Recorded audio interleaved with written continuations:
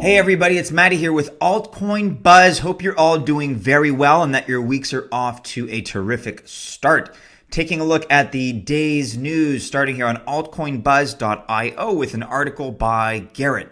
New 5-point plan for Japanese exchanges. So the Japanese Financial Services Agency, the FSA, pushes out new regulatory standards for exchanges in order to avoid being hacked. Of course, top of mind for any crypto exchange or crypto investor in Japan, for that matter, is the recent mega hack of CoinCheck back in January, where over $500 million worth of crypto was hacked. So this has led to the Japanese Financial Agency to push out new regulatory standards. Now that hack happened, of course, at CoinCheck, which was in the process of seeking a license from the FSA when they experienced the hack. So many Japanese exchanges have closed their doors due to recent announcements. However, those who are seeking license must now follow this 5-point plan. So point number 1, exchange staff may not store crypto assets on internet-connected devices and must set up multiple passwords to gain access to any stored funds in order to transfer them. Exchange staff must enhance customer identification efforts as well as implement two-factor authentications. Number 3, exchange staff must check customer balances multiple times every day to watch for any changes in asset holdings. Number 4, certain types of currencies will be banned, including the privacy coins. So these are the Dashes, the Zcashes, the Moneros, the Verge. They're coming down pretty hard on those in Japan, and I expect this trend to continue. They don't want to have really any association as far as the news seems to be suggesting. And 5th point of this security plan, exchanges must find ways to separate staff from shareholders as well as separate system developers from assets management roles. This is being required to avoid price manipulation and insider trading. So it said that the 5-point plan will help FSA assess applicants for licensing as well as serve as a rubric for exchanges trying to get approved for FSA. What's interesting to note is whether or not the existing exchanges are going to be keen to follow this particular set of guidelines. I mean, I think it's going to be incumbent upon them to volunteer and act in good faith. However, if it works against any of their existing business models, maybe they won't be inclined. I don't think it's mandatory or compulsory to participate in these guidelines legally at the moment. But any new exchanges seeking licensing will be required to go through these steps. And hopefully it'll be a good thing. I mean, I can sympathize with the leaders in the exchange world and the investors in Japan following, of course, that mega hike. In a similar article, in a bid for transparency, European crypto exchanges call for regulations. So European crypto exchanges renewed calls for suitable regulations as the international legal landscape continues to vary, as reported by Bloomberg on May 7th today.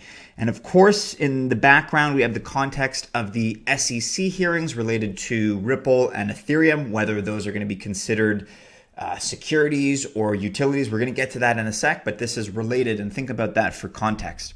So speaking to Bloomberg UK trading platform eToro and Austrian exchange Bitpanda, voiced concerns that both inadequate and overbearing anti-money laundering and or know your customer regulation would not allow them to know where they stand as businesses. We're happy to have regulations, so we know where we stand, Bitpanda CEO Eric Demuth told the publication. So this then goes on to discuss all kinds of new requirements and new regulatory standards that are being implemented in South Korea. In India, there are changes that are all of a sudden surfacing. Of course, we just discussed some of the hot off the press new guidelines that are being implemented in Japan with that 5-point plan.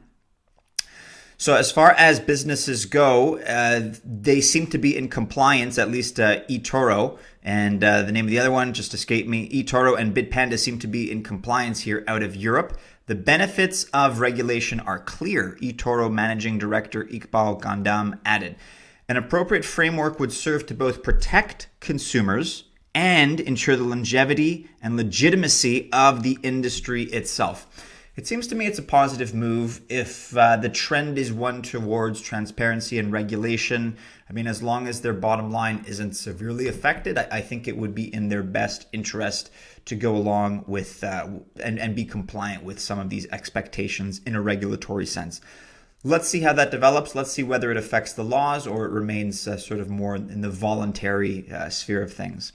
So if you've been paying attention to the markets, of course, we've had a little bit of turbulence recently. And in fact, just to bring up coin market cap very quickly, we had just broken over a total market cap of 470 billion a couple of days ago. So within the span of about 48 hours, because of a combination of factors, because of news out of perhaps Japan, certainly because of these SEC hearings, again, that we're going to discuss in a moment, we've gone from 470 billion to about 430.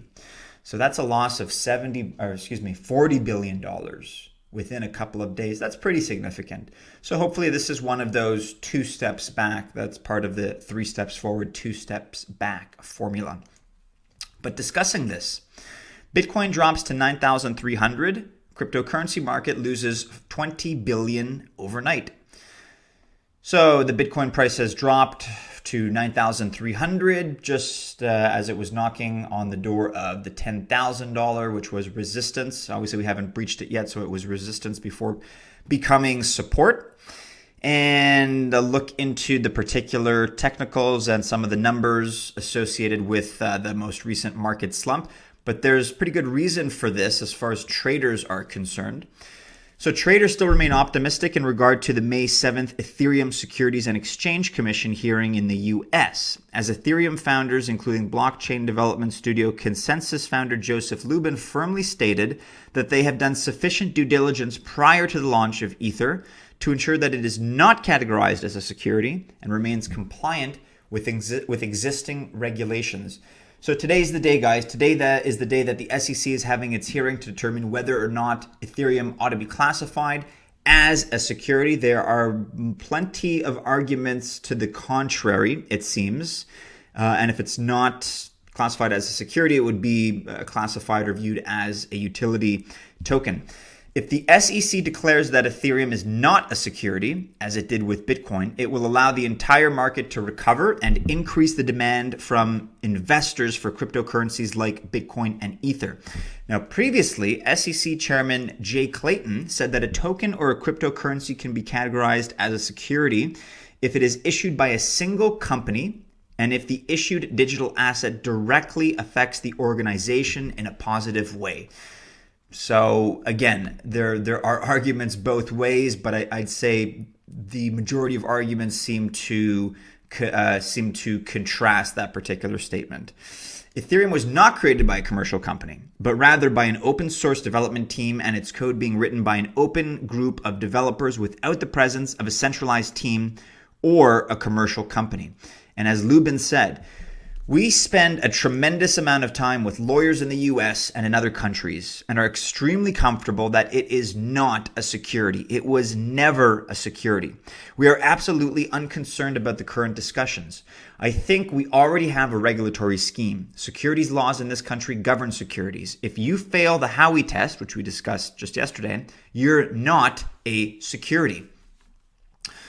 So it's going to be very interesting to see what the ruling is, as written here. Depending on the statement of the SEC on May 7th, the short-term price trend of Ether and tokens could change drastically. So many analysts and many voices in the crypto world are saying that if, for whatever reason, and I think it's a long shot, but if it were to be deemed a security, the price would suffer quite a bit in the short term because that would entail all kinds of regulatory layers to be added on top and considerations for Ethereum. If it's not deemed a security, then of course there would be a little bit of a sigh of relief. And I think a lot of these market jitters that we're seeing now in these last 48 hours would reverse. So it really comes down to how the SEC describes Ethereum today, what decision they make by the end of the day. If the SEC declares that Bitcoin is not a security based on existing regulations, as the majority of developers, analysts, and investors expect, the value of tokens and Ether will likely surge by large margins in the upcoming weeks. So fingers crossed, everyone. And of course, keep an eye on any movement following the decision, following the hearing by the SEC. It's going to be very interesting to track the market and its correlations with that major international news. And of course, as the Ethereum network pointed out, yes, it's a big day for Ethereum today, May 7th, but SEC's chairman has already stated Ethereum is not a security. So linking to that article on trust nodes, big day for Ethereum, but SEC's chairman has already stated that Ethereum is not a security. So you can take a look at this. We're going to link, of course, in the description to this article, but these are some comments made previously by Jay Clayton, who is the chairman of the Securities and Exchanges Commission. Some of the things that he said going back to November. If you'd like to take a sort of a pulled back look, a bit more of the mainstream coverage, mainstream reporting, and take a look at what the Wall Street Journal is saying about Ethereum, is saying about regulatory standards and how it views the question of whether or not Ethereum and perhaps other cryptos are securities, we're going to link to this article by the Wall Street Journal. You can take a look at that and soak in a little bit more of a layman's perspective, which I think is important from time to time. That's about all we have at the moment, guys. At the time of this video, we don't have a ruling that's been determined one way or the other, but there's going to be a lot of coverage once we do get official word from the SEC, from Mr. Clayton, because I think this is going to be a hearing that's going to have significant reverberations in the world of crypto. Look, if it's deemed a security in the short term, that may signify, a mini bear market, that may signify a little bit of jitteriness and apprehension on the part of investors. But look, once regulation is out of the way, I don't think it's going to change much in the long term. And if it's deemed a utility token, then I believe there's going to be some exuberance and there's going to be some cause to celebrate. One way or the other, guys, long term, don't worry about it too much. But it will be interesting to see this and to examine the coverage as it unfolds today. So for the latest, make sure you're subscribed to Altcoin Buzz on Twitter. Of course, we'll be talking about this, the SEC hearing, as well as other important pieces of news. Make sure you're also following us on Instagram, on Facebook, on Telegram.